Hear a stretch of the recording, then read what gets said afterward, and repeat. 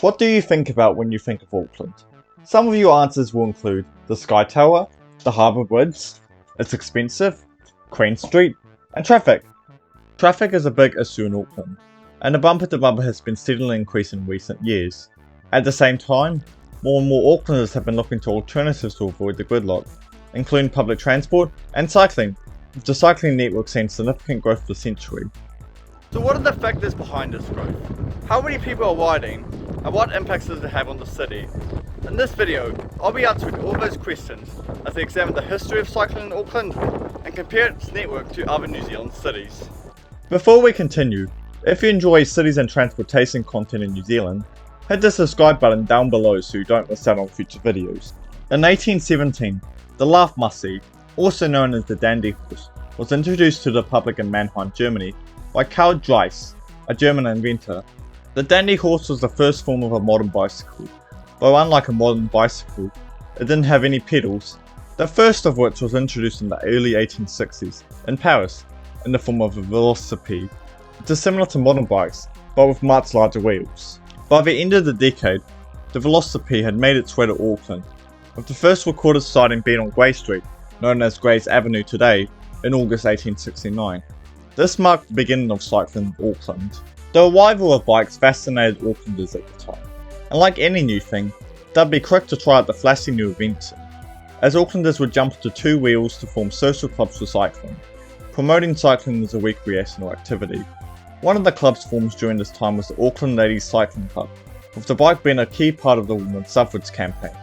By the 1900s, cycling groups were beginning to turn to advocacy, as groups like Auckland Amateur Athletics and Cycle Club and the Auckland Cycle Road League campaigned for better roads to ride on, which would be the start of a long history of cycling advocacy that still continues today. In 1935, the first installation of on-road cycle lanes took place, with a 1 km bike lane implemented on Great South Road between Penrose and Otahuhu. While the length was small, Great South Road was and still is one of Auckland's most well-known roads today, so the fact that the first on-road cycle lanes in Auckland were there is still hard to believe, albeit they were removed later at an unspecified date. Cycling started out with fascination from the New Zealand public, and over the next few decades, it would be used for social activities and advocacy groups. Cycling was beginning to become a part of Auckland's transport network, with the installation of bike lanes on Great South Road in the 1930s. However, by the 1950s, Auckland would choose a very different direction in transport planning. The 1950s marked the beginning of rapid urbanisation and road building in Auckland, with new suburbs being built around the dependence of the car.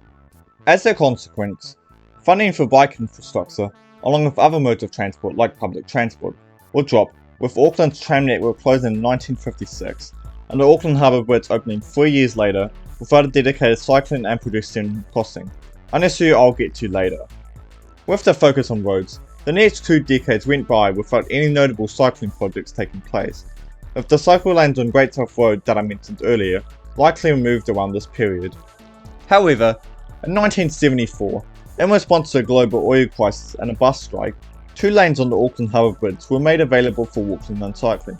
I wasn't able to find any data on how many people crossed the Harbour Bridge during this period, but a campaign under the name Pathways Across the Harbour, or PATH for short, was formed in 1979, which did show the demand for permanent crossing, and not just from suburbs near the Harbour Bridge like Northcote. People all over Auckland supported it. With that in mind, things were beginning to change for cycling. In 1992, the North West Cycleway was opened, initially going from Waterview to Te Aratu, and running parallel to the North West Motorway.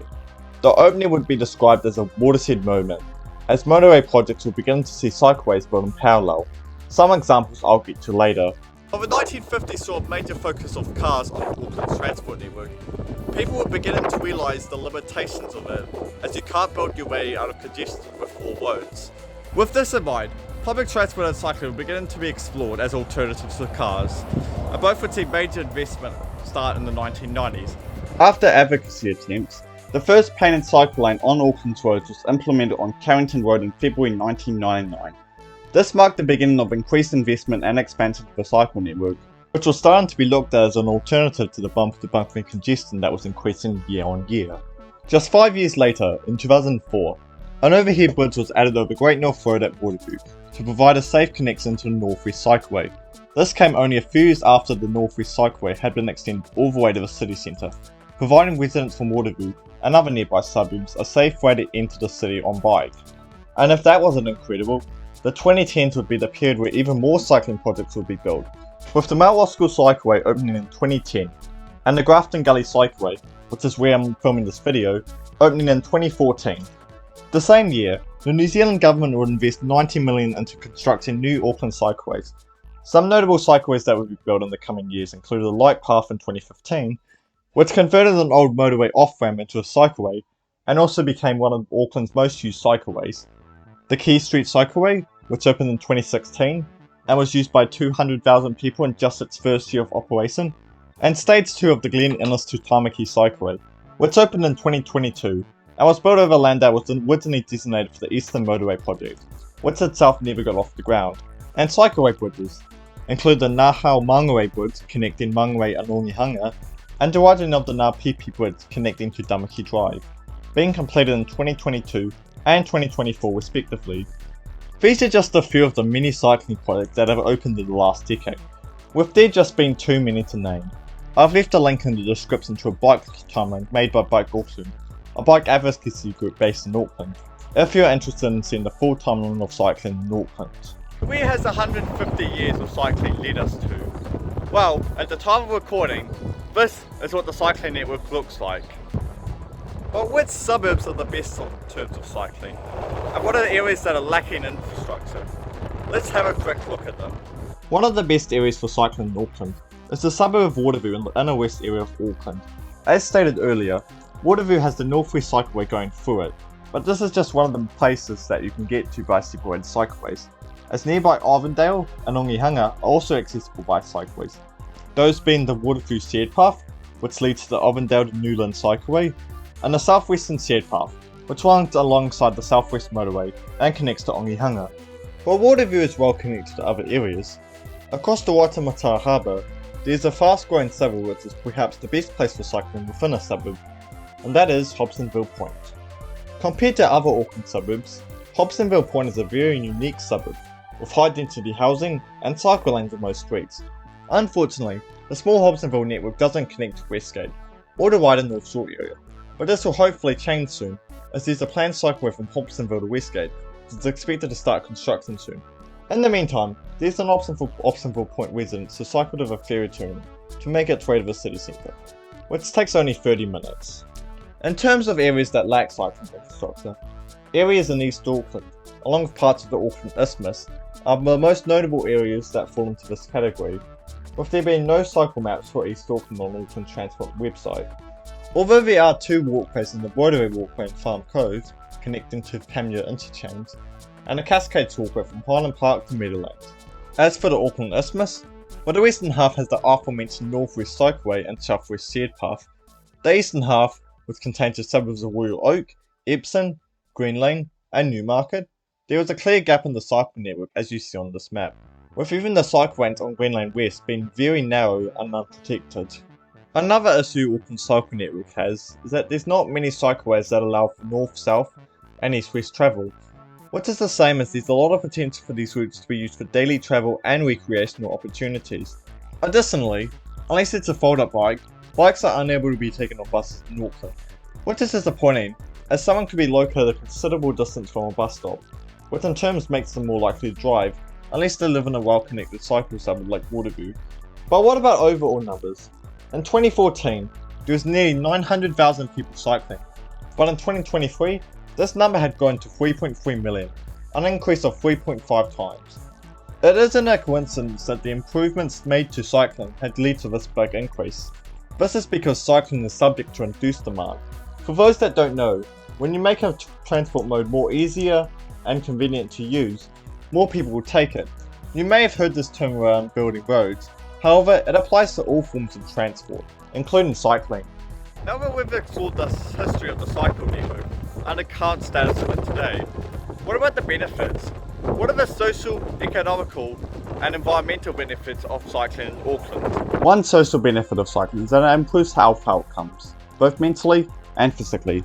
A survey from CyclePlan a bike insurance company based in the UK, found that 75% of cyclists had an improvement in mental health, with 8% saying that it helped them with their depression or anxiety. Research has also shown that cycling is the happiest way to travel, which I'm not surprised by, as you're getting exercise by travelling from point to point on a bike. By contrast, if you use a car to get to your destination, the only walking you're doing is walking to and from your car. Additionally, 76% of people who walk or cycle to their main activity are more likely to meet physical activity guidelines. A second social benefit of cycling is that it can be used for exercise. Cycling for exercise can be done in a few ways: for scenery, to exercise with friends or family, or on your own, and it can be done at a high intensity like training for a cycling event, or low intensity like a social way.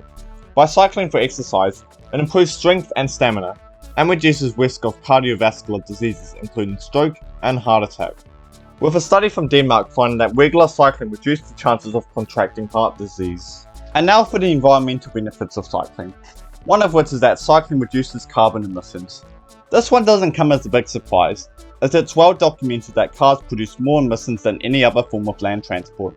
By looking at this graph from our world and data, medium petrol and diesel vehicles produce nearly 200 grams of carbon dioxide per kilometre. Cycling, on the other hand, is 21 grams per kilometre according to the European Cycling Federation, with the number coming from the production of bikes and the average European diet, making cycling a very sustainable transport option. Another environmental benefit of cycling is that it produces significantly less air and noise pollution than cars. The World Health Organization's definition of noise pollution is anything that's over 65 decibels, with anything over 75 decibels being harmful. With that in mind, bikes produce very little noise pollution, while petrol-powered cars produce an average of 65 decibels of noise, which is equivalent to that of a noisy classroom, with noise pollution having harmful effects including increased stress and higher blood pressure. And on the topic of schools, noise pollution can be a big issue outside school, with a 2022 study finding that noise generated from car traffic reduced the attention span of primary school kids in Barcelona, Spain. And the same is true for schools and air pollution, with research from the UK showing that kids who are driven to school breathe higher levels of noxious fumes compared to those who walk or cycle to school, with cars producing significantly more air pollution than bikes due to the burning of fossil fuels, which bikes do not use. A 2022 study found that air pollution was responsible for the deaths of 3,300 New Zealanders and had an annual social cost of $10.5 billion, with the vast majority of this air pollution being produced by motor vehicles. Finally, there's the economical benefits of cycling. The first of which is that building cycling infrastructure is cheaper and provides good value for money compared to roads.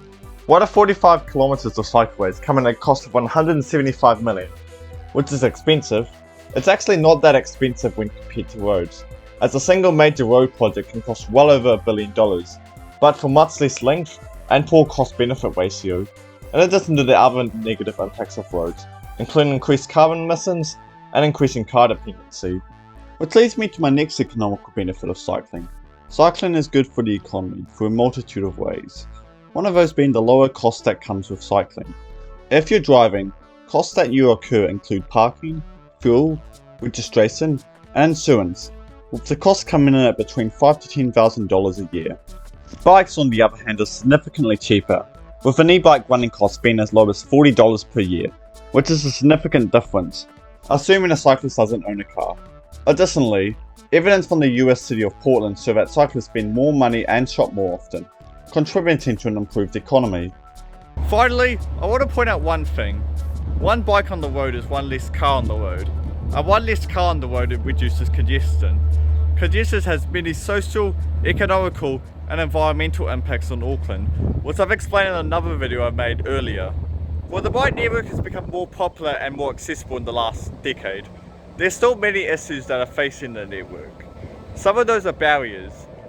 Two barriers I'll look at include safety and connectivity. One issue Auckland's cycling network faces is that while accessibility to bike infrastructure has improved over time, there are still large areas of the city that are disconnected from the wider network, making it so you have to cycle on roads in some areas, which can be hostile environments as I mentioned earlier. I already talked about the areas of Auckland that lack cycling infrastructure, but it does lead to the biggest barrier to cycling in Auckland, which is safety. As you can see from this video, the road is very wide and there's lots of cars around due to traffic. The result of this environment makes it one that only experienced and also confident cyclists cycle in. A survey from Auckland Transport in 2013 supports this, as it found that 59% of respondents list safety concerns as a major barrier to cycling. And unfortunately, 59 people in New Zealand died on New Zealand roads between 2018 and 2013, which is very sad and upsetting, particularly to the friends and family of these victims, as every death and injury puts additional pressure on the health system and a devastating outcome for individuals, which is entirely preventable with safe streets and protected cycle lanes. While this video is about Auckland Cycle Network, it's interesting to have a comparison to Wellington and Christchurch, New Zealand's next largest cities after Auckland. I'll have a quick look at the cycle networks in Wellington and Christchurch and see if the trend of cycling growth in Auckland applies to Wellington and Christchurch as well. In Wellington, the current cycle network contains multiple shared paths in the cities across Wellington's waterfront and along the coast, but there's also connections to the suburbs of Brooklyn and Newton, both of which are located 10 minutes south of the CBD, and some cycleways in the lower heart, which aren't connected to the Wellington city network at the time of recording. However, like Auckland, the network has been expanded in recent years, which was only at 23 kilometers of length in 2021, which was mostly along the coastlines. Since then, notable cycleways, including the Brooklyn and Newtown cycleways I mentioned earlier, have been constructed, with plans to have 166 kilometers of cycleway in 2033.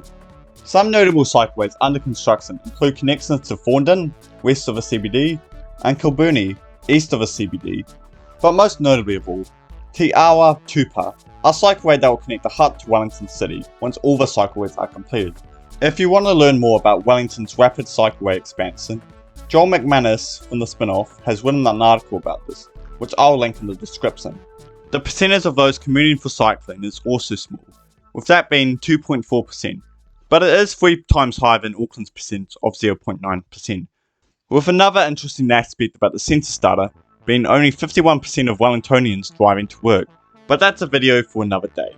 In contrast to Auckland and Wellington, Christchurch has embraced cycling the most, with the city being known as the Copenhagen of the Pacific and having the nickname Cyclopolis. In fact, when American writer Mark Twain visited Christchurch in 1895, he described the city as a place where half the people ride bicycles and the other half are kept busy dodging them, which is quite a remarkable statement if you ask me. But how does the network look today?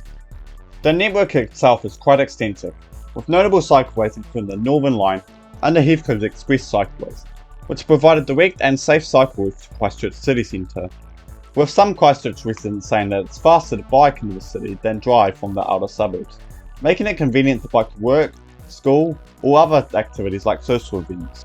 And speaking of work, according to the 2023 census, 10% of adults cycle to work in Christchurch, which is a higher percentage than Auckland and Wellington. Therefore, I think the name of Copenhagen of the Pacific is accurate for Christchurch. I may explore Christchurch cycle network more in the future, so if you want to see that happen, make sure to subscribe so you don't miss out. Despite the differences of all 3 cycle networks, they all have one thing in common, and that is the significant growth of cycling numbers in recent years, with Wellington's network seen double the numbers since 2000.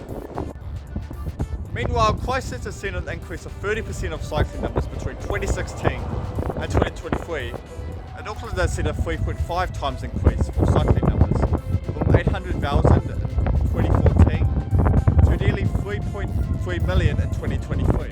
While it's true that all 3 cities have seen an increase of population, it is no coincidence that the improved accessibility and connectivity of the cycle network has resulted in the significant increases.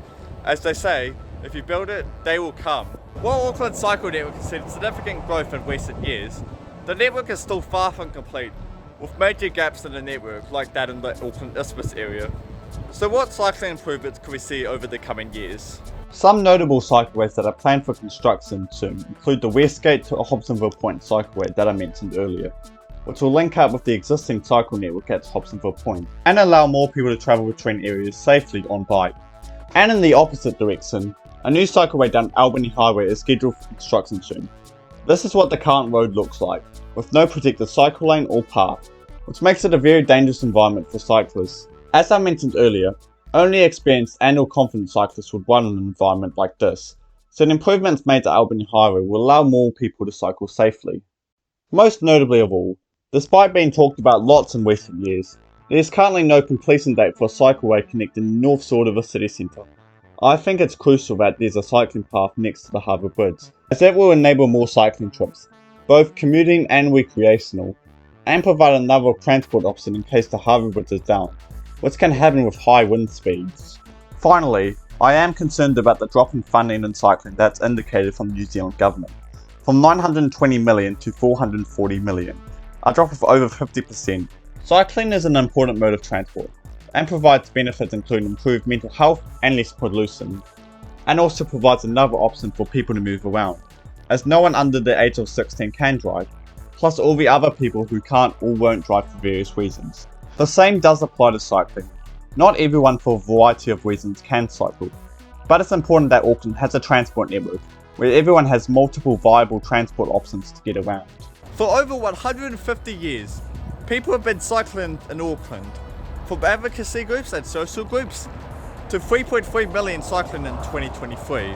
For many studies both in New Zealand and overseas, cycling has proven to have many positive social, economical and environmental impacts, from improved mental health to being a cheaper and more efficient mode of transport. While cycling may have taken longer to find its foot in Auckland compared to other New Zealand cities, the staggering growth the network has seen has provided many opportunities for people, young and old, to cycle throughout the city.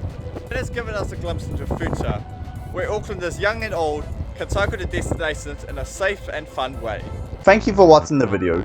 If you enjoyed it, consider giving it a like and subscribe if you want to see more videos like this. What do you think about cycling? Has the growth of Auckland's cycling network surprised you? Would you consider giving cycling a go? Feel free to share your thoughts in the comments.